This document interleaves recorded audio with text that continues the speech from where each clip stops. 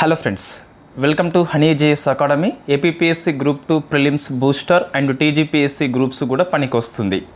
PYQ themes and important themes discuss చేయడం జరుగుతుంది. Short notes for quick revision purpose, లేదా మీ preparation లోపల value అడిషన్గా compulsory పనికొస్తుంది. అది మీరు యూపీఎస్సీ రాసినప్పటికీ పనికొస్తుంది. సో ఈ వీడియోస్కి షెడ్యూల్ మీకు మీ ఫుల్ కోర్సులో అప్లోడ్ చేసి ఉన్న ఇండియన్ హిస్టరీ లోపల అండ్ ఇండియన్ సొసైటీ లోపల ఏప్రిల్ అండ్ మే మంత్లో ఈ ఇండియన్ హిస్టరీ మొత్తం కంప్లీట్ అవుతుంది, ఇండియన్ సొసైటీ మొత్తం కంప్లీట్ అవుతుంది. నేను చెప్పేది మీకు ఈ వీడియోస్ అనేవి యూట్యూబ్లో షార్ట్ వీడియోస్ మాత్రమే వస్తున్నాయి కదా, వీటి ఫుల్ వీడియోస్ ఏవైతే ఉన్నాయో, ఫుల్ నోట్స్ ఏవైతే ఉందో యాప్లో మీకు అందుబాటులో ఉంది.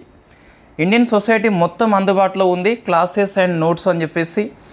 హిస్టరీ మాత్రము మోడర్న్ హిస్టరీ క్లాసెస్ నోట్స్ అందుబాటులో ఉన్నాయి. మధ్యయుగం లోపల very big chapters, Delhi sultans, Mughals విజయవంతంగా పూర్తి చేసుకుని ఉన్నాం, నోట్స్ కూడా ఇచ్చి ఉన్నాం. సో మిగతా మధ్యయుగము అండ్ ప్రాచీన యుగం ఏదైతే ఉందో మీకు షెడ్యూల్ ఇస్తాను. అందులో ఏ షెడ్యూల్లో ఉందో ఆ షెడ్యూల్ నాడు కంపల్సరీ లాంగ్ వీడియో అందుబాటులో ఉంటుంది, యాప్లో నోట్స్ అందుబాటులో ఉంటుంది, షార్ట్ వీడియో యూట్యూబ్లో ఉంటుంది. ఆధునిక యుగము, మధ్యయుగము, ప్రాచీన యుగము, ఆర్ట్ అండ్ కల్చర్, ఇదే ఆర్డర్లో మీకు వస్తుంది. సొసైటీ కూడా మీకు 3 చాప్టర్స్ ఉన్నాయి కదా. సో ఫస్ట్ మీకు ఈ పబ్లిక్ పాలసీస్ ఏవైతే ఉన్నాయో, ఇన్ఫ్యాక్ట్ గవర్నమెంట్ యొక్క వెల్ఫేర్ మెకానిజం ఏదైతే ఉందో అది. సెకండ్ సోషల్ ఇష్యూ అని చెప్పేసి, వెరీ ఫేమస్ సామాజిక సమస్యలు అని చెప్పేసి. థర్డ్ మనకి ఈ స్ట్రక్చర్ డిస్కస్ చేస్తాం. సో ఇది మీకు ఏప్రిల్ అండ్ మే మంత్లో 100% పూర్తవుతుంది. జూన్లో ఇండియన్ జాగ్రఫీ అని చెప్పేసి మీకు కేవలం యూట్యూబ్లో సేమ్ ఇదే విధంగా పీవైక్యూ, దాంతోపాటు ఆ అంశం మీద షార్ట్ నోట్స్ ఇవ్వడం జరుగుతుంది యూట్యూబ్లో. సో ఇది క్లియర్ అండి. అంటే మీరు ఏప్రిల్, మే, జూన్లో జాగ్రఫీ, సొసైటీ, హిస్టరీ కంపల్సరీ పూర్తి చేసుకుని ఉంటారు. దీనికి ప్యారలల్గా మీకు మెయిన్స్ ఏదైతే ఉందో, పాలిటీ కంప్లీట్ అయిపోయింది, ఎకనామీ కంప్లీట్ అయిపోయింది కదా. సో ఎస్ఎన్టీ కూడా కంప్లీట్ అవుతుంది. సో అవి 3 మీరు దీనికి ప్యారలల్గా, సో మీకు వీలైన సమయం లోపల ఏదైనా ఒకటి తీసుకొని ఏప్రిల్ మంత్ ఒకటి, మే మంత్ ఒకటి, జూన్ మంత్ ఒకటి, అట్లా మీరు పూర్తి చేసుకోండి. Full course, full notes and test series మీకు 3 కూడా ఒకటే దాంట్లో వచ్చినాయి కాబట్టి మెయిన్స్ విషయంలో ఎటువంటి ఇబ్బంది లేదు. ఇది క్లియర్ అండి. సో మీకు విజయానికి పనికొచ్చే వ్యూహం ఇది. నేను ఇలాంటి వీడియోస్ చేయకపోనవచ్చు, అంటే ఇలా చదివితే జాబ్ పక్కా అని చెప్పేసి 3 మంత్స్లో సిలబస్ ఇలా పూర్తి చేయండి అటువంటి చేయకపోనవచ్చు. కానీ సో ఎవరైతే కన్సిస్టెన్సీగా రెగ్యులర్గా ఫాలో అవుతున్నారో వాళ్ళు విజయవంతంగా సిలబస్ని కంపల్సరీ పూర్తి చేస్తారు. స్టాండర్డ్ పుస్తకాలు ఏవైతే ఉన్నాయో అందులో అంశాలు, దాంతోపాటు తెలుగు అకాడమీలో ఉన్న అన్ని అంశాలు మనం కవర్ చేయడం జరుగుతుంది. ఓకే అండి. సో ఫస్ట్ చూస్తే ఈరోజు మీకు భారతదేశ ఆక్రమణ అని చెప్పేసి 3 ఏప్రిల్ ఫ్రైడే మీకు షెడ్యూల్లో ఉంది. సో రేపు మీకు ఇండియన్ హిస్టరీ ఏం లేదు. ఈరోజు పెద్ద టాపిక్స్ ఉన్నాయి కాబట్టి, అంటే బెంగాల్ ఆక్రమణ, Maratha, Sikh, Afghanistan, subsidiary alliance, doctrine of lapse, ఈ అవధ్ ఆక్రమణ అని చెప్పేసి ఇన్ని టాపిక్స్ ఈరోజు ఉన్నాయి కాబట్టి సొసైటీ నేను ఇవ్వలేదు వాస్తవంగా. సో మీకు రేపు సొసైటీ ఉంది, వెల్ఫేర్ మెకానిజం లోపల ఎస్టీ పాలసీ అని చెప్పేసి రేపు ఉంది, మనం రేపు డిస్కస్ చేస్తాం. అది సండే హిస్టరీకి ఎగ్జామ్ ఉంది, ఈ అడ్వెంట్ ఆఫ్ యూరోపియన్, భారతదేశ ఆక్రమణ అని చెప్పేసి.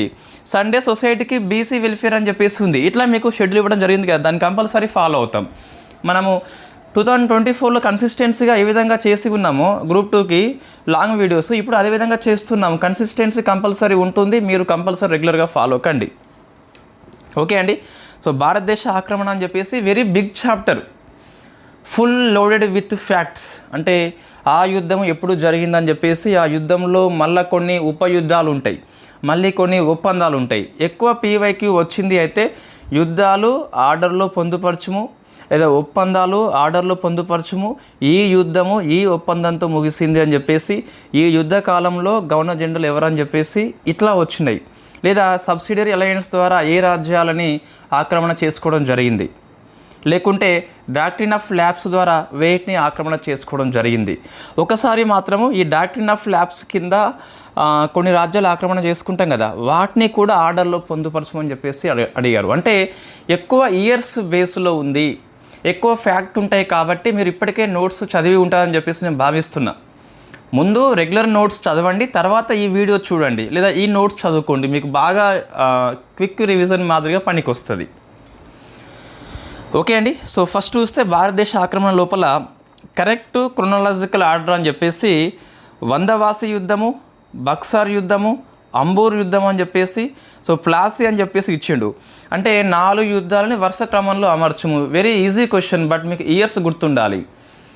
సో నేను హిస్టరీ లోపల మీకు అంతకుముందు యూట్యూబ్లో అందుబాటులో ఉండే ఈ మరాఠా యుద్ధాలు, సిక్కు యుద్ధాలు అని చెప్పేసి, కర్ణాటిక్ వార్ అని చెప్పేసి స్టోరీ బేస్డ్లో స్పెక్ట్రమ్ పుస్తకం మొత్తం కవర్ చేస్తూ చేయడం జరిగింది. నోట్స్ ఇవ్వడం జరిగింది. ఫస్ట్లో చదివి ఇది చూడండి, బాగా పనికొస్తుంది. సో మీకు అంబూర్ యుద్ధం అని చెప్పేసి సెకండ్ కర్ణాటిక్ వార్లో భాగంగా జరుగుతుంది. సో ఇది బాగా గుర్తుపెట్టుకోండి. ఇది ఫస్ట్ మనకి. సెకండ్ ప్లాసీ యుద్ధం అని చెప్పేసి, సో థర్డ్ వందవాసి యుద్ధం. ఈ థర్డ్ కర్ణాటక వార్లో దీంతో ఫ్రెంచ్ మొత్తము ఎండ్ అయిపోతుంది. సో నెక్స్ట్ చూస్తే చివరికి బక్సర్ యుద్ధం అని చెప్పేసి బెంగాల్ ఆక్రమణలో భాగంగా మీకు వస్తుంది. దీని తర్వాత అలహాబాద్ సంధి అని చెప్పేసి ఫేమస్ సంధి జరుగుతుంది. సో బెంగాల్, బీహార్ దివానీ రైట్స్ అని చెప్పేసి మనం డిస్కస్ చేసి ఉన్నాము. ఒరిస్సా కూడా దివానీ రైట్స్ అనేవి బ్రిటిష్ వాళ్ళకి ఇవ్వడం జరిగింది through the Allahabad treaty. So మీకు ఈ బక్సార్ యుద్ధం లోపల మన్రో బ్రిటిష్ వ్యక్తి, త్రైపాక్షికము సిరాజుద్దౌలా, షా ఆలం II, షుజాఉద్దౌలా అని చెప్పేసి ముగ్గురు కలిపి ఓడిపోతారు వాస్తవంగా. సో ఇది మీకు అంటే 4 యుద్ధాలు వరుస క్రమంలో అమర్చమని చెప్పేసి ప్రశ్న. సో నెక్స్ట్ అండి మీకు చివర్లో షార్ట్ టేబుల్స్ అని చెప్పేసి ఉన్నాయి. అవి బాగా పనికి వస్తుంది మీ రివిజన్ లోపల. సరైనవి ఏంటని చెప్పేసి చూస్తే 3వ పానిపట్టు యుద్ధంలోనట అహ్మద్ అబ్దాలీ షా ఇంతవరకు కరెక్టే, కానీ ఇబ్రహీం లోడిని ఓడించాడు.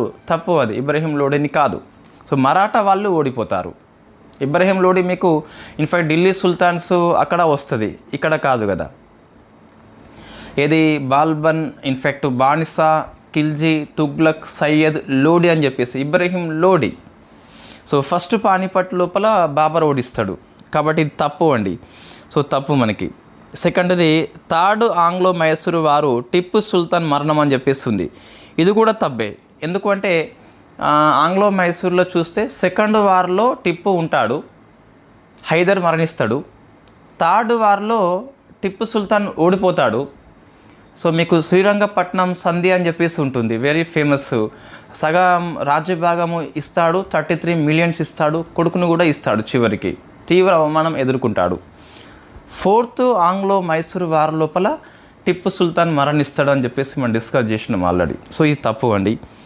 నెక్స్ట్ బ్యాటిల్ ఆఫ్ ప్లాసీలో సిరాజుద్దౌలాని ఓడించడానికి మీర్ జాఫర్ కాన్స్పిరసీ అని చెప్పేసి ఈ కుట్రలో భాగంగా కొంతమంది ఉంటారు, వాళ్ళ పేర్లు కంపల్సరీ గుర్తుపెట్టుకోవాలి. ఇది కరెక్టే. సో మీకు ఈ బ్యాటిల్ ఆఫ్ ప్లాసీ విషయం లోపల 1757 మీకు జూన్లో 23rd జరుగుతుంది. జూన్ అని చెప్పేసి గుర్తుపెట్టుకోవాలి. సో ఈ కుట్రలో ఎంతమంది అని చెప్పేసి వాళ్ళ పేర్లు చాలా ఎగ్జామ్లో అడిగారండి. నేను ఒకటే తీసుకున్న ఎగ్జాంపుల్ ఇక్కడ, చాలాసార్లు రిపీట్ అయిన క్వశ్చన్ ఇది. మీర్ జాఫర్, మాణిక్ చంద్, బసితి బేగం, ఇది ఎన్సీఆర్టీలో ఉన్నది, చాలా పుస్తకాల్లో లేదు, కొంచెం ఫోకస్ చేయండి. జగత్ సేటు, బ్యాంకర్స్ అని చెప్పేసి చాలా పుస్తకాల్లో ఉంటుంది. రాయి దుర్లభు, ఒమీద్ చందు అండ్ ఖదీం ఖాన్ అని చెప్పేసి కూడా ఎన్సీఆర్టీ పుస్తకంలో ఉంటుంది. సో ఇవి ఏవైతే ఉన్నాయో ఈ కుట్రలో భాగస్వాములైన వాళ్ళ గురించి చాలాసార్లు ఎగ్జామ్లో వచ్చింది కాబట్టి ఎక్కువ ఫోకస్ చేయండి. నెక్స్ట్ కరెక్ట్లీ మ్యాచ్డ్ అండి. ఈ యుద్ధాలు ఉన్నాయి ఇక్కడ, అంత ఏం లేదు. So first Anglo Maratha war, third Anglo Mysore, first Anglo Burma, second Sikh war అని చెప్పేసి దీంట్లో ఏది కరెక్ట్గా అని చెప్పేసి చూస్తే బి అండ్ సి కరెక్ట్గా ఉందట, మిగతా 2 తప్పు అట. సో ఇన్ఫ్యాక్ట్ బి కరెక్టే, సి కరెక్టే. సో సెకండ్ సిక్ వారు 49లో అయిపోతుంది. దీంతో మీకు లాహోర్ లేదా పంజాబ్ ఆక్రమణ పూర్తి అవుతుంది మీకు. సో తర్వాత ఫస్ట్ ఆంగ్లో మరాఠా 1775 నుంచి 82 వరకు. సో సూరత్ ట్రీట్ అని చెప్పేసి ఫస్ట్ ఒప్పందం ఆంగ్లో మరాఠా వార్ లోపల. సాల్బాయ్ ఒప్పందం అని చెప్పేసి చివరి ఒప్పందం. మొత్తం 4 ఒప్పందాలు ఉంటాయి ఫస్ట్ ఆంగ్లో మరాఠా వార్లో. మనం డిస్కస్ చేద్దాం కానీ. సో ఇది తప్పు ఉంది, ఇది తప్పు ఉందండి. సో ఇట్లా కొన్నిసార్లు ప్రశ్న వస్తుందండి. అంటే ఒక 4 యుద్ధాలు 4 ఇయర్స్ ఇచ్చేసి అందులో కొన్ని కరెక్ట్గా మ్యాచ్ అయి ఉంటాయి, కొన్ని ఇన్కరెక్ట్గా ఉంటాయి. అది క్వశ్చన్స్ అడిగాడు. వరుస క్రమం అడగవచ్చు, ఇన్కరెక్ట్లీ మ్యాచింగ్ అని చెప్పేసి అడగవచ్చు. సో నేను ఒకటే పీవైక్యూ తీసుకున్న మోడల్కి. Next so annexation by British మళ్ళీ ఆర్డర్లో పొందుపరచాలి. ఏది అవధ్ ఆక్రమణ 1, పంజాబ్ 1, బర్మా 1. వీటిని ఆర్డర్లో పొందుపరచాలి. సో బర్మా 1885 లోపల ఆంగ్లో బర్మా అని చెప్పేసి పిలుస్తాం. పంజాబ్ 1849లో సెకండ్ ఆంగ్లో సిక్కు వార్తోనే అయిపోతుంది. అవధ్ అంటే వెరీ ఫేమస్ అండి. ఇది చివరి ఆక్రమణ బ్రిటిష్ వాళ్ళది భారతదేశం లోపల. ఇక్కడ అవధిని ఎట్లా ఆక్రమణ అని చెప్పేసి చాలాసార్లు ప్రశ్న వచ్చింది. మిస్ రూల్, మిస్ గవర్నెన్స్, దుష్పరిపాలన అనే నెపంతో ఆక్రమణ చేస్తారు లార్డ్ డౌలసీ అని చెప్పేసి. సో వజీద్ అలీషాని తొలగిస్తాడు. సో మిస్ గవర్నెన్స్ అని చెప్పేసి ఒక నెపంతో ఇది ఆక్రమణ చేయడం జరిగింది. సో ఇది కొన్నిసార్లు అంటే ఈ మరాఠా అండ్ సిక్కు అండ్ ఈ బెంగాల్ కావచ్చు, అవధ్ కావచ్చు, సింధు కావచ్చు 1843లో. సో ఇవన్నీ ఆర్డర్లు రాసుకోవాలి ఒక దగ్గర, ఎలా ఆక్రమణ అని చెప్పేసి ఇయర్స్ కూడా కొన్నిసార్లు గుర్తుపెట్టుకోవాలి. నెక్స్ట్ ప్రిన్స్లీ స్టేట్స్ అండి ఇవి. అనెక్సేషన్ బై బ్రిటిష్ అంటే బ్రిటిష్ ఎలా ఆక్రమణ అని చెప్పేసి ఆ ఇయర్స్ గుర్తుపెట్టుకోకపోయినా ఆర్డర్లు అవసరం మనకి. ఝాన్సీ, సంబల్పూర్, సతారా నుంచి సంబల్పూర్ నుంచి ఝాన్సీ అని చెప్పేసి ఇట్లా వస్తుంది ఆర్డరు. అయితే డాక్ట్రిన్ ఆఫ్ ల్యాప్స్ కింద, సబ్సిడరీ అలయన్స్ కింద కొన్ని ప్రాంతాలని వీళ్ళు యుద్ధం చేయకుండానే ఆక్రమణ చేసుకుంటాం కదా, ఆ ప్రాంతాల పేర్లు ఆర్డర్లో అవసరం మనకి. ఇయర్స్ గుర్తుపెట్టుకోవద్దు నేను చెప్తున్నా, జస్ట్ దేని వెనుక ఏదని చెప్పేసి గుర్తుపెట్టుకోవాలి. డాక్ట్రిన్ ఆఫ్ ల్యాప్స్ అని చెప్పేసి డౌలస్ తీసుకొచ్చింది కదా, అంటే ఈ మనకి నిజమైన సంతానం లేకుంటే ఆ రాజ్యాన్ని కావచ్చు, టైటిల్స్ కావచ్చు, పెన్షన్ కావచ్చు అన్ని రద్దు చేస్తారని చెప్పేసి తెలుసు మనకి. సో ఇది సతారా 1848లో. నేను మళ్ళీ చెప్తున్నా, ఇయర్స్ అవసరం లేదు, బట్ ఆర్డర్లో మీకు ప్రాంతాల పేర్లు గుర్తుండాలి. సో జైతపూర్, సంబల్పూర్ అని చెప్పేసి రెండు ఒకేసారి ఆక్రమణ చేస్తాడు. ఉదయపూర్ అని చెప్పేసి రాజస్థాన్లో కాదు, ఛత్తీస్గఢ్లో ఉంటుంది. ఝాన్సీ, నాగపూర్ అని చెప్పేసి. సో ఇది ఒకసారి ఫోకస్ చేయండి కొంచెం. సతారా, జైత్పూర్, సంబల్పూర్, ఉదయపూర్, ఝాన్సీ, నాగపూర్ అని చెప్పేసి ఇవి ఆర్డర్లో కంపల్సరీ అవసరం అండి. ఇంతకుముందు ప్రశ్న ఇదే అడిగాడు కదా, యూపీఎస్సీ అడిగింది. ఓకేనా. నెక్స్ట్ సబ్సిడరీ అలయన్స్ ఈ వెల్డెస్లు తీసుకొచ్చాడు. అంటే సైన్య సహకార ఒప్పందం అని చెప్పేసి పిలుస్తాం. సో బ్రిటిష్ సైన్యం వచ్చి సపోర్ట్ చేస్తుంది లోకల్ స్టేట్కి, ఇంటర్నల్గా ఇస్తుంది అండ్ ఎక్స్టర్నల్ కూడా ఇస్తుంది. విదేశీ వాళ్ళు వచ్చిన ఫైట్ చేస్తారు, ఇంకా మన ఇండియాలో ఉన్న వాళ్ళు ఎవరైనా ఫైట్ చేసినా హెల్ప్ చేస్తారు. నెక్స్ట్ ఇంటర్నల్ అఫైర్స్ లోపల జోక్యం చేసుకోరు వీళ్ళు అని చెప్పేసి ఒప్పందంలో ఉంటుంది, బట్ జోక్యం చేసుకుంటారు. థియరీ పరంగా అయితే జోక్యం చేసుకోరు అని చెప్పేసి గుర్తించాలి. సాలరీస్ ఎవరు ఇస్తారు ఈ సైన్యానికంటే లోకల్ బాడీసే ఇస్తాయి కంపల్సరీ. అంటే మనకు మన డబ్బులతోని కాకుండా, సో బ్రిటిష్ వాడు వాని డబ్బులతో కాకుండా వాని సైన్యాన్ని మన మీద పెట్టాడు కంప్లీట్గా. సో వన్ ఫైన్ డే వాళ్ళ సైన్యము ఆ దేశం మీద దాడి చేసి దేశాన్ని ఆక్రమణ చేసుకుంటుంది. అది వేరే విషయం, మనకి అవసరం లేదు ఇక్కడ. ఇది రెగ్యులర్ క్లాస్ ఏం కాదు, బుల్లెట్ పాయింట్స్ మనకి అవసరం కాబట్టి. సో సైన్యం యొక్క ఖర్చులు బ్రిటిష్ చెల్లించదు. లోకల్ సైన్యం ఏదైతే ఉందో, సరే లోకల్ రాజు ఎవరైతే ఉన్నారో వాళ్ళు చెల్లిస్తారు. సో మరి ఏ రాజ్యాలని చెప్పి చూస్తే హైదరాబాద్ ఫస్ట్ మనోడే, నిజాం అలీ ఖాన్. సో మైసూర్, తంజావూర్, అవధ్, పీష్వా. ఈ పీష్వా, భోస్లే, సింధియా ఉన్నారు కదా, వీళ్ళంతా మరాఠా వాళ్ళు. హోల్కర్ కూడా మనకి మరాఠా. సో రాజపూత వంశాలు చాలా ఉంటాయి. భరత్పూర్ అని చెప్పేసి కూడా గుర్తుపెట్టుకోవాలి. ఇయర్స్ అవసరం లేదండి, జస్ట్ ఆర్డర్లో మీకు అవసరము. ఈ ఆర్డర్లో అది కూడా దీనికంటే ఇది ఎక్కువ ఆర్డర్లో అవసరం. ఒకసారి వచ్చిందని చెప్పేసి కాదు, ఎక్కువ సార్లు ఇదే ఆర్డర్లో అడిగాడు. ఇది ఆర్డర్లో అడగలేదు కానీ ఫస్ట్ కింగ్ ఎవరని చెప్పేసి అడిగాడు. ఇంకా రింగ్ ఆఫ్ ఫెన్స్ అని చెప్పేసి వారిని హేస్టింగ్ తీసుకొస్తాడు. జస్ట్ మనకు ఒక బఫర్ జోన్ మాదిరిగా. ఇది ఇండియా అని చెప్పేసి అనుకోండి, వీడు బ్రిటిష్ వాడు. సో ఈ ప్రాంతాలకి సో కంచె లెక్క వేస్తారన్నట్టు. అంటే విదేశీ సైన్యం వచ్చి మన మీద ఫైట్ చేయకుండా ఈ ప్రాంతాలు బఫర్ జోన్ మాదిరిగా పనిచేస్తాయి. వీటిని రింగ్ ఆఫ్ ఫెన్స్గా పిలుస్తాం. సో సింధు ఆక్రమణ కొద్దిగా ఇంపార్టెంట్ మనకి. 1843లో ఎలెన్ బారో అని చెప్పేసి ఆక్రమణ చేస్తాడు. సో ఇది వెరీ ఫేమస్. చార్లెస్ నేపియర్ అని చెప్పేసి ఒక వ్యాఖ్య చేస్తాడు ఈ సింధు ఆక్రమణ మీద. ఆ కామెంట్ వచ్చేసి వెరీ ఫేమస్. ఈ సింధు ఆక్రమణ ఇయర్ 1843, అవధ్ ఆక్రమణ ఇయర్ 1856. రెండు కూడా బాగా గుర్తుపెట్టుకోండి.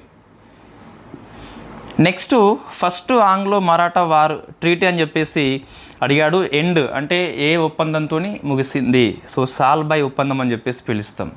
కంపల్సరీ గుర్తుపెట్టుకోవాలి. ఇన్ఫ్యాక్ట్ ఈ 4 కూడా మీకు ఫస్ట్ ఆంగ్లో మరాఠా వార్లో ఉంటుంది. ఫస్ట్ ఒప్పందం అని చెప్పేసి సురందర్, సాల్బాయ్ ఏమో చివరి ఒప్పందం మనకి. Next which Maratha statesmen sign treaty of Bassein అని చెప్పేసి అంటే మన రెగ్యులర్ నోట్స్ చూడండి ఒకసారి, క్లాస్ వినండి, మనం డిస్కస్ చేసినాం. ఈ బసైన్ ఒప్పందం మీద సైన్ చేసిన మరాఠా వ్యక్తి బాజీరావు టూ అండి. ఎందుకు ఇదే ఒప్పందం మీద సైన్ చేసిండు క్వశ్చన్ వచ్చింది అంటే, సో బాజీరావు టూ సబ్సిడరీ అలయన్స్కి ఒప్పుకుంటాడు. అరే పీష్వాలు వీళ్ళు, మరాఠా యోధులు వీళ్ళు, అయినా ఒప్పుకున్నారు, బాజీరావు టూ సైన్ చేసిండు కాబట్టి ఈ క్వశ్చన్ వచ్చిందండి. ఒకసారి క్లాస్ వినండి లేదా నోట్స్ చూడండి, కంపల్సరీ పాయింట్ ఉంటుంది. బాజీరావు టూ అని చెప్పేసి ఒప్పందం చేస్తాడు. ద గ్రేట్ పీష్వాలు కూడా తొలగారు బ్రిటిష్ వాళ్ళకి, కాబట్టి క్వశ్చన్ అడిగాడు. స్టోరీ రాసిన, బట్ ఇదంతా మీకు ఇక్కడ అవసరం లేదు, రెగ్యులర్ క్లాసులో ఉంటుంది. మాధవరావు మరణిస్తాడు, పీష్వా బాజీరావు టూ వస్తాడు. సో ఇతన్ని సింధియా హోల్కర్లు అపోజ్ చేస్తారు. రిజల్ట్ ఏంటి మీకు, బసైన్ ఒప్పందం అని చెప్పేసి. సో బాజీరావు టూ భయపడి ఆంగ్లేయులతో ఒప్పందం చేసుకుంటాడు. సో సబ్సిడరీ అలయన్స్ని పీష్వా కూడా ఒప్పుకుంటుంది, కాబట్టి ఈ ఒప్పందం ఎగ్జామ్లో వచ్చింది. The great achievements by British India, కాబట్టి ఎగ్జామ్లో ప్రశ్న వచ్చింది. రియల్ సెకండ్ వార్ అని చెప్పేసి పిలుస్తాం. 2 ఇయర్స్ ఎందుకున్నాయి అంటే, సెకండ్ వార్ 1805 06 అంటే ఐ ప్రిఫర్ 06, బట్ కొన్ని పుస్తకాలు ఇది కూడా ఉంటుంది. నెక్స్ట్ మళ్ళీ ఆర్డర్లో పొందుపరచాలి. సాల్బాయి, పురందర్, వడగావ్, సూరత్ అని చెప్పేసి ఫస్ట్ ఆంగ్లో మరాఠా లోపల వచ్చిన ఒప్పందాలని ఆర్డర్లో ప్రశ్న వచ్చింది. DBCA అని చెప్పేసి ఆన్సర్ ఇవ్వడం జరిగింది. చూడండి ఒకసారి నేను రాసిన ఇక్కడ, వీటిని బై హార్ట్ చేయాలండి. నేను ఎలా గుర్తుపెట్టుకోవాలో క్లాసులో స్టోరీ బేస్లో చెప్పిన, అలా బాగా గుర్తుంటుంది. ఫస్ట్ చూస్తే సూరత్, పురందర్, వడగావ్, సాల్బాయ్ అని చెప్పేసి. సెకండ్ లోపల బసైన్, అర్జునగావ్, డియోగమ్, రాజ్ఘాట్ అని చెప్పేసి. ఇవి ఎవరు ఒప్పందం చేసుకున్నారు, పీష్వా, సింధియా, భోస్లే అండ్ హోల్కర్ అని చెప్పేసి. నెక్స్ట్ థర్డ్ది పూణే, నాగపూర్, మాండాసోర్ అని చెప్పేసి 1818లో అయిపోతుంది. దీంతో మరాఠా ఆక్రమణ పూర్తి అయిపోతుంది. సో ఇది ప్రశ్న వస్తుందండి కంపల్సరీ, ఆర్డర్లో పొందుపరచు. ఇప్పుడు ఇదే వచ్చింది కదా, ఇది వచ్చింది. ఇప్పుడు నెక్స్ట్ టైం ఇది రాద్దా, వస్తుంది, ఇది రావచ్చు కదా. సో కాబట్టి కంపల్సరీ గుర్తుపెట్టుకోవాలి. మీరు నా ఆస్పిరెంట్స్ అంటే మన అన్ని ఫాలో అవుతున్నారు. సో మీకు అవసరం లేనిది చదవమని చెప్పేసి ఇబ్బంది పెట్టాను నేను, బట్ ఇది ఎగ్జామ్లో కంపల్సరీ వస్తుంది. ఇయర్స్ ఫోకస్ చేయకండి, మెయిన్ ఇయర్స్ ఫోకస్ చేయండి. ఇవి ఆంగ్లో మరాఠా సెకండ్ది, ఫస్ట్ది, ఇట్లా ఇయర్స్ అవసరము. లోపల ఒప్పందాలకి ఇయర్స్ అవసరం లేదు, జస్ట్ ఆర్డర్లో ఇయర్స్ కాకుండా ఆర్డర్లో గుర్తుపెట్టుకోవాలి అంతే. ఓకే, సరైనది ఏంటి, అమృత్సర్ ఒప్పందం గురించి. సో మీకు ఇది రంజిత్ ప్లస్ మింటో మధ్య జరిగింది 1809, అంటే ఆంగ్లో సిక్కుల కంటే ముందే జరుగుతుంది. Sutlej boundary between the Punjab and British India, it is correct. ఈ ఒప్పందం ద్వారా బ్రిటిష్ ఇండియా పంజాబ్ మధ్యలో ఒక సరిహద్దును ఏర్పాటు చేసుకున్న సట్లెజ్ అని చెప్పేసి పిలుస్తాం. సో ఇన్ఫ్యాక్ట్ ఇది ఎందుకు జరిగింది అంటే, రంజిత్ సింగ్ జమ్మూ కాశ్మీర్ని ముల్తాన్లని విలీనం చేసుకున్నాడు, ఇన్ఫ్యాక్ట్ ఈ వెస్ట్ వైపు. కాబట్టి సో విలీనం చేసుకోకుండా ఉండాలని చెప్పేసి ఈ ఒప్పందం జరిగింది, కాబట్టి రెండోది కూడా కరెక్టే. సో ఫస్ట్ సెకండ్ రెండు కరెక్టే అండి, కొంచెం ఇది ఫోకస్ చేయండి. అలహాబాద్ ఒప్పందం సరైనది ఏంటి అంటే, మనకి బక్సర్ వార్ ఉంటుంది కదా, అది అయిపోయాక ఈ అలహాబాద్ ఒప్పందం అని చెప్పేసి 65లో జరుగుతుంది. సో బక్సర్ మనకి 1764లో జరుగుతుందండి. ఇది ఇయర్ కరెక్టే. సో బెంగాల్, బీహార్, ఒడిషా యొక్క దివానీ రైట్స్ బ్రిటిష్కి వచ్చినాయా? Yes correct. Shah Alam II అని చెప్పేసి మొఘల్స్ చక్రవర్తి ఇస్తాడు. అవధ్ దాని నవాబ్ దగ్గరనే ఉంటుందా? ఎస్. షుజావుద్దౌలా అవధని ఇచ్చేయడు మీకు, కరా, అలహాబాద్ అనే ప్రాంతాలను ఇస్తాడు బ్రిటిష్ వానికి, అది కరెక్టే కానీ అవధని ఇవ్వడు. సో ఏబిసి కూడా కరెక్టే మనకి. ఈ పీవైక్యూ ఇంకా కొన్ని ఉన్నాయండి ఎగ్జామ్లో, అవి మరీ ఈజీ క్వశ్చన్స్. అంటే ఆంగ్లో మైసూర్ సెకండ్ది ఎప్పుడు జరిగిందని చెప్పేసి, థర్డ్ ఆంగ్లో మైసూర్ అని చెప్పేసి, అట్లా కొన్ని క్వశ్చన్స్ ఈజీ ఉన్నాయి, పికప్ చేసుకోలేదు. ఇంకా కొన్ని పికప్ చేసుకోలేదు. అంటే 3వ ఆంగ్లో మైసూర్ వార్ యుద్ధంలో జీజీ ఎవరని చెప్పేసి వచ్చింది. సో జనరల్స్ మనకు నోట్స్లో రాసిపెట్టిన షార్ట్ నోట్స్లో అక్కడ చూసుకోండి. మరి నేను ఈజీ ఉన్న పీవైక్యూ తీసుకోవడం లేదు, ఈ పీవైక్యూ మళ్ళీ వస్తుందని చెప్పేసి అనిపించినప్పుడు తీసుకున్నా. సో మనం ఏం నేర్చుకున్నామంటే ఇప్పటిదాకా అంటే, వార్స్ అనేవి ఆర్డర్లో అడుగుతున్నాడు, నువ్వు అదే విధంగా గుర్తుపెట్టుకోవాలి. కొన్నిసార్లు ఈ ఆంగ్లో మైసూర్ని ఆంగ్లో మరాఠాని మిక్సప్ చేస్తాడు. ఈ ఆంగ్లో సిక్కు అనేది మీకు రెండే కాబట్టి ఈజీగా గుర్తుంటాయి, అవి పెద్ద విషయం కాదు. తర్వాత ఈ కర్ణాటక వార్స్ కూడా 3 ఉంటాయి, అవి ఈజీ గుర్తుంటాయి. ఆంగ్లో మైసూరు, ఆంగ్లో మరాఠాని మిక్సప్ చేసి కూడా పీవైక్యూ వస్తే రావచ్చు. పీవైక్యూ కాదు, ఎంసీక్యూ వస్తే ఫ్యూచర్లో వస్తే రావచ్చు. సో ట్రీటీ చూస్తే విచ్ ఇయర్ అని చెప్పేసి కొన్నిసార్లు, అంటే విచ్ వార్ అని చెప్పేసి, అంటే ఈ ఒప్పందం జరిగింది ఏ ఆంగ్లో మరాఠా వార్ లోపల. ఫర్ ఎగ్జాంపుల్ పురందర్ ఒప్పందము, సూరత్ ఒప్పందము, సాల్బై ఒప్పందం అని చెప్పేసి అటువంటివి కూడా కొన్నిసార్లు వస్తే రావచ్చండి. ఇంకోటి ఆర్డర్స్లో కూడా ట్రీటీ నేను కొంతవరకు అడుగుతున్నాడు. అయితే మీరు బాగా గమనించాలి, ఆంగ్లో మరాఠా లోపల యుద్ధాల కంటే ఒప్పందాలు ఇంపార్టెంట్. ఎందుకు? నెంబర్ ఆఫ్ ఒప్పందాలు ఉన్నాయి, నెంబర్ ఆఫ్ అగ్రిమెంట్స్ ఉన్నాయి కాబట్టి, నెంబర్ ఆఫ్ ట్రీటీస్ ఉన్నాయి కాబట్టి ఆంగ్లో మరాఠా విషయంలో ట్రీటీస్ మీద ఫోకస్ చేయండి. మళ్ళీ అవే వస్తాయని కాదు, బట్ ట్రెండ్ చూస్తే మనకి అర్థమవుతుంది. సో ఇప్పుడు మనకి షార్ట్ నోట్స్ అండి, అంటే ఇది ఈజీగా మనము ఒక దగ్గర రాసుకుంటే నెంబర్ ఆఫ్ టైమ్స్ రివైజ్ చేయవచ్చు. ఎందుకు? Number of years, number of treaties ఉన్నాయి కాబట్టి ఓన్లీ సొల్యూషన్ అండి.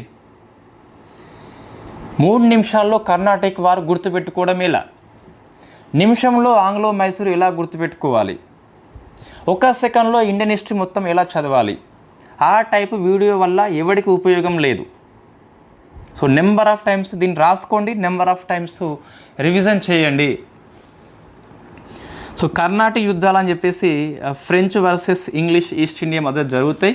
చివరికి English East India Company British India గెలుచుకుంటుంది, ఫ్రెంచ్ అనేది ఓడిపోతుంది. కర్ణాటక వార్ లోపల 100 వాసి యుద్ధం అని చెప్పేసి 1760 అది చివరి యుద్ధం మనకి.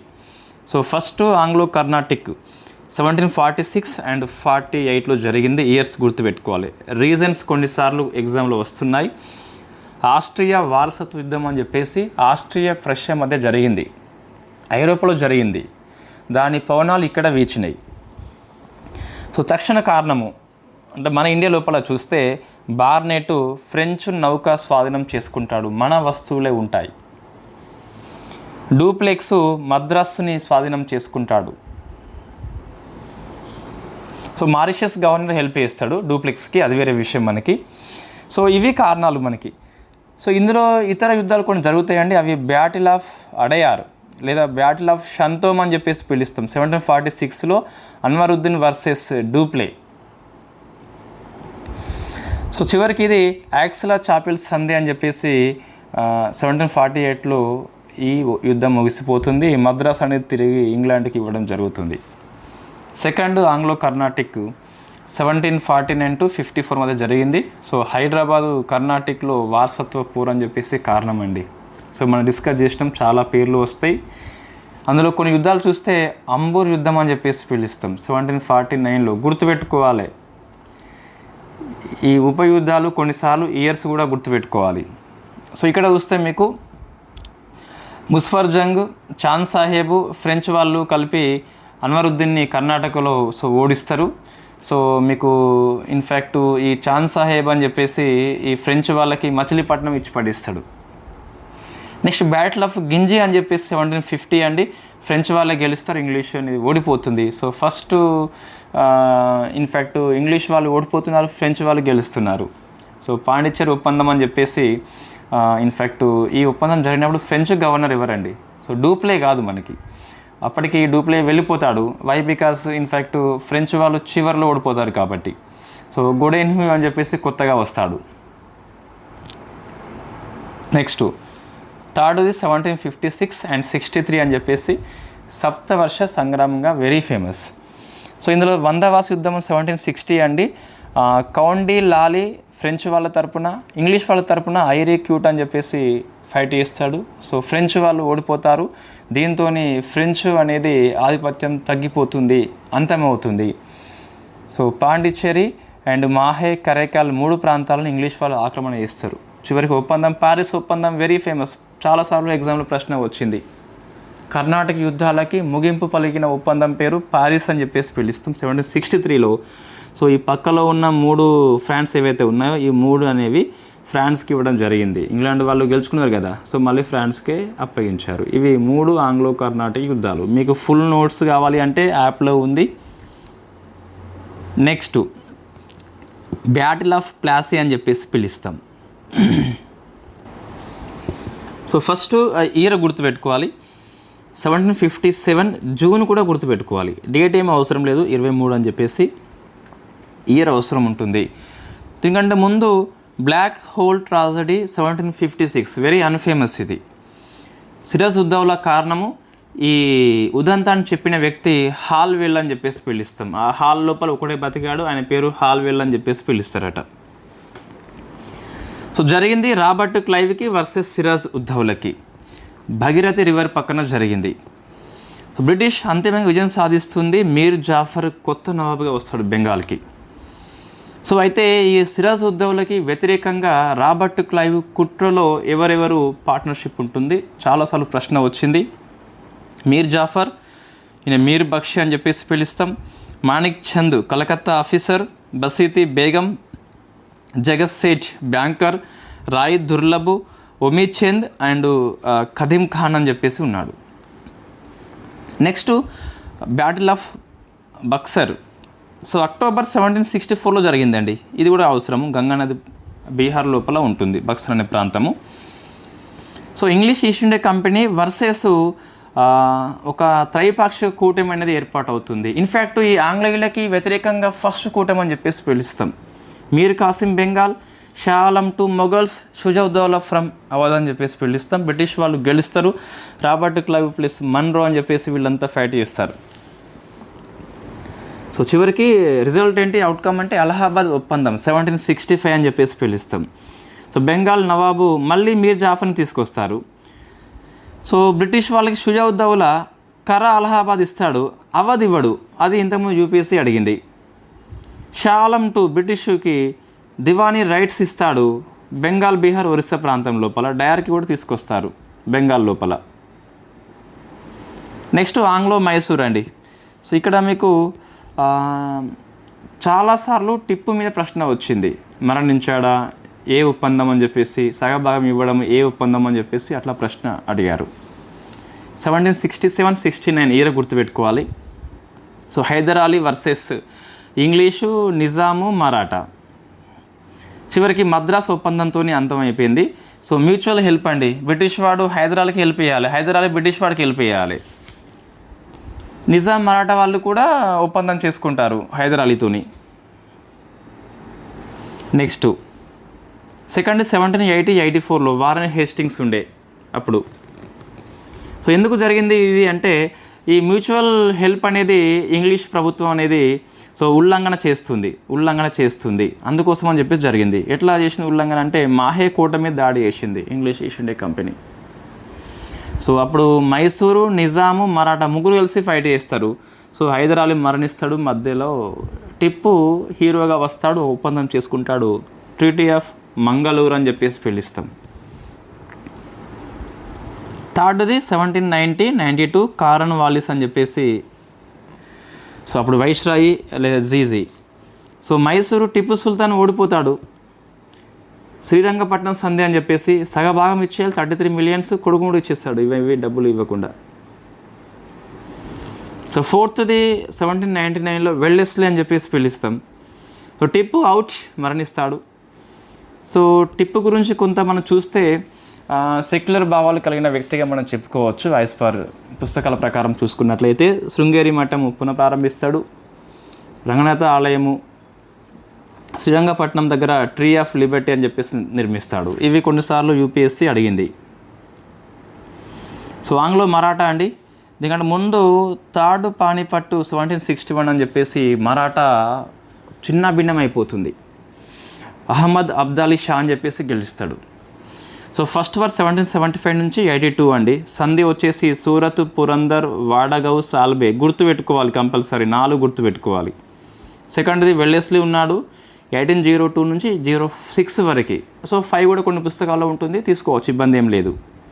సో బసైన్, అర్జునగామ్, డియోగామ్, రాజ్ఘాట్ అని చెప్పేసి పిలుస్తాం. ఇవి గుర్తుపెట్టుకోవాలి కంపల్సరీ, ఆర్డర్లో అవసరం. మరి థర్డ్ వార్ అండి, పిండార్ యుద్ధంగా పిలుస్తాం. సో లార్డ్ హేస్టింగ్స్ అప్పుడు 1818లో అయిపోతుంది. సో పూణే పీష్వా వాళ్ళు ఒప్పందం చేసుకుంటారు, నాగపూర్ బోన్స్లే వాళ్ళు ఒప్పందం చేసుకుంటారు, మాండాసోర్ ఒప్పందం హోల్కర్లు చేసుకుంటారు.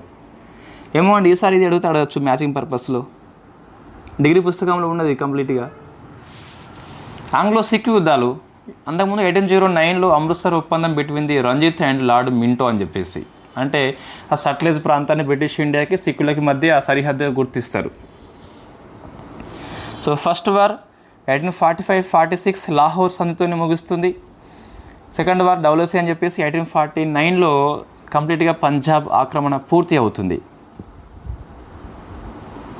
సో నేపాల్, దీన్ని గోర్ఖా యుద్ధం అని చెప్పేసి పిలుస్తాం. 1816లో ట్రిటీ ఆఫ్ సగౌలి అని చెప్పేసి మనం కరెంట్ అఫైర్స్లో డిస్కస్ చేసినాం. నేపాల్ వర్సెస్ ఇండియా దగ్గర మన ప్రాంతాలని నేపాల్ వాళ్ళు వాళ్ళ పటంలో చూపించినప్పుడు మనం సుగాలి ఒప్పందం అని చెప్పేసి డిస్కస్ చేసినాం కరెంట్ అఫైర్స్ లోపల.